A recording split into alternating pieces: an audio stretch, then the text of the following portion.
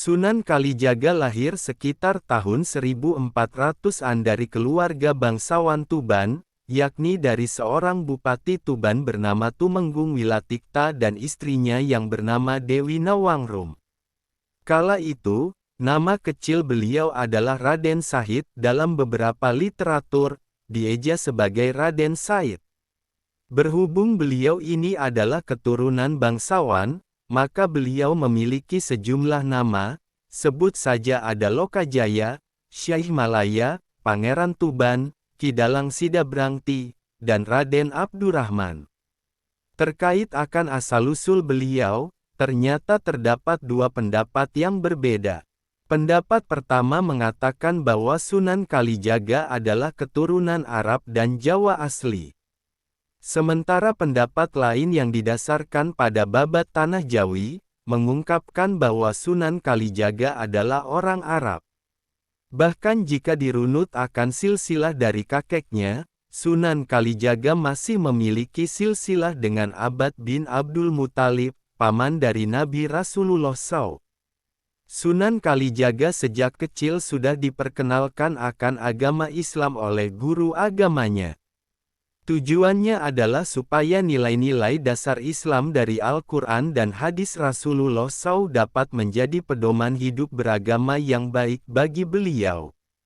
Selain itu, sejak kecil beliau juga telah diajarkan untuk memiliki jiwa kepemimpinan terutama dalam menyelesaikan suatu permasalahan.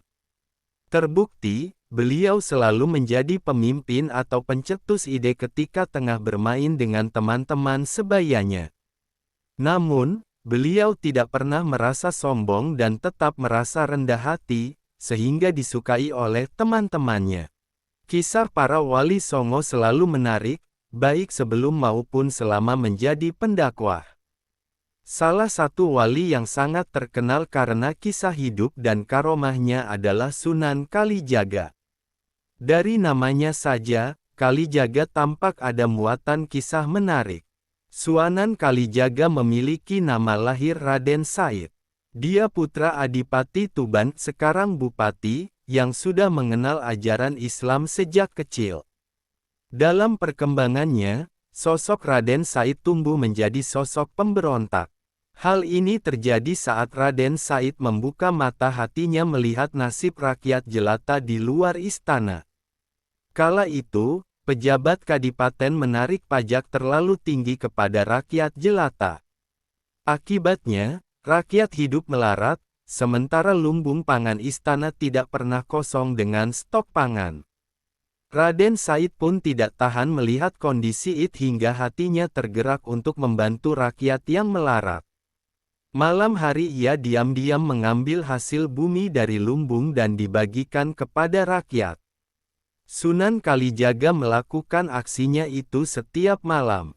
Rakyat yang mendapat bantuan pangan dari Raden Said sangat senang, meskipun mereka tidak mengetahui siapa sosok yang memberi mereka bahan pangan tersebut. Sayangnya, aksi Raden Said ini mulai terendus. Apart yang menangani stok pangan curiga karena bahan makanan berkurang drastis di gudang. Pihak aparat kerajaan akhirnya melakukan pengintaian di waktu malam. Betapa terkejutnya para petugas istana saat mengetahui bahwa pelaku pencurian adalah Raden Said. Temuan ini akhirnya dilaporkan kepada ayahnya. Raden Said pun dihukum dengan hukuman dikurung. Setelah beberapa waktu ia pun dibebaskan dari kurungan. Namun, setelah dibebaskan, Raden Said bukan hajra. Ia bahkan melanjutkan aksinya membagi pangan kepada rakyat. Melihat hal itu, seorang aparat kerajaan melakukan siasat. Mengenakan topeng dan kostum yang sama dengan apa yang dikenakan oleh Raden Said, aparat ini merampok dan memerkosa warga. Ketika tindakan bejat itu dilaporkan oleh korban, ayahandanya yang mengira itu tindakan putranya pun marah besar hingga mengusir anaknya sendiri keluar dari kerajaan. Raden Said pun pergi mengembara tanpa arah. Namun ia tetap melakukan aksi bak Robin Hood di cerita rakyat negara barat. Ia meningkatkan kemampuannya dan mengubah identitasnya dengan sebutan Brandal Lokajaya. Suatu waktu, Brandal Lokajaya coba mencuri sebuah tongkat yang dikira terbuat dari emas milik seorang pria tua yang melintasi hutan tempatnya bernaung. Namun ternyata tongkat itu bukan terbuat dari emas. Raden Said yang merasa kasihan lantas memberikannya lagi kepada si pria tua itu. Akhirnya si pria tua bertanya kepada Brandal Lokajaya mengapa melakukan hal itu. Brandal Lokajaya pun menjawab untuk diberikan pada rakyat fakir miskin yang menderita. Si kakek lantas menimpali dengan menyebut, "Sungguh mulia hatimu, namun cara yang kau lakukan keliru." Pria tua itu pun melanjutkan dengan bertanya, "Jika kau mencuci pakaianmu yang kotor dengan air kencing, apakah tindakanmu itu benar?" "Tentu sebuah perbuatan bodoh. Hanya menambah kotor dan bau pakaian saja," jawab Brandal Lokajaya. Sang kakek pun tersenyum dan berkata, "Begitupun dengan apa yang kau lakukan. Kamu berbagi dengan cara mencuri. Allah Subhanahu wa Ta'ala itu adalah zat yang baik, hanya menerima amal dari barang yang baik atau halal." Mendengar hal itu, lantas Brandal Lokajaya yang termenung. Ia merasa bahwa pria tua tersebut bukan sosok manusia sembarangan. Benar saja, lelaki parubaya itu merupakan sosok Sunan Bonang. Ia yang kagum lantas mengejar Sunan Bonang sampai tepian kali.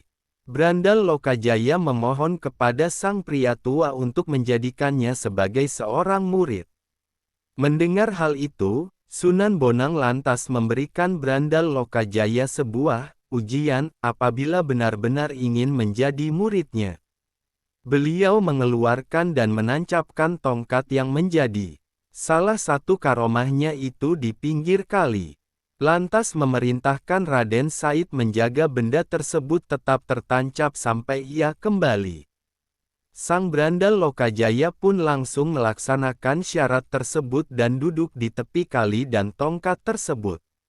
Sementara Sunan Bonang pergi meninggalkannya dengan melintasi sungai dengan berjalan di atas air tanpa sedikit pun terkena percikan air, ini merupakan salah satu karomahnya. Brandal Lokajaya terus menjaga tongkat tersebut di pinggir kali. Ia pun mulai merasa bosan. Lalu ia berdoa kepada Allah Subhanahu wa Ta'ala untuk memintanya tertidur layaknya seorang pemuda di gua Kahfi saat zaman Rasulullah Shallallahu Alaihi Wasallam dahulu. Doa tersebut dikabulkan hingga akhirnya Brandal Lokajaya tertidur selama 3 tahun lamanya. Selama itu Sunan Bonang baru kembali. 3 tahun terlelap dalam tidurnya, Sunan Bonang membangunkan Brandal Lokajaya dengan cara mengumandangkan azan di sampingnya. Setelah terbangun dari tidurnya, Sunan Bonang mengajak Brandal Lokajaya menuju pesantrennya di wilayah Tuban untuk diajarkan ilmu agama. Akhirnya Raden Said atau Brandal Lokajaya menjadi salah seorang pendakwa seperti gurunya dan terkenal dengan sebutan Sunan Kalijaga. Namanya itu sendiri berarti seorang ulama yang menyebarkan Islam dan pernah menjaga kali sesuai perintah gurunya Sunan Bonang. Setelah menjadi wali, Sunan Kalijaga pun memiliki beberapa karomah seperti dapat mengubah rupanya.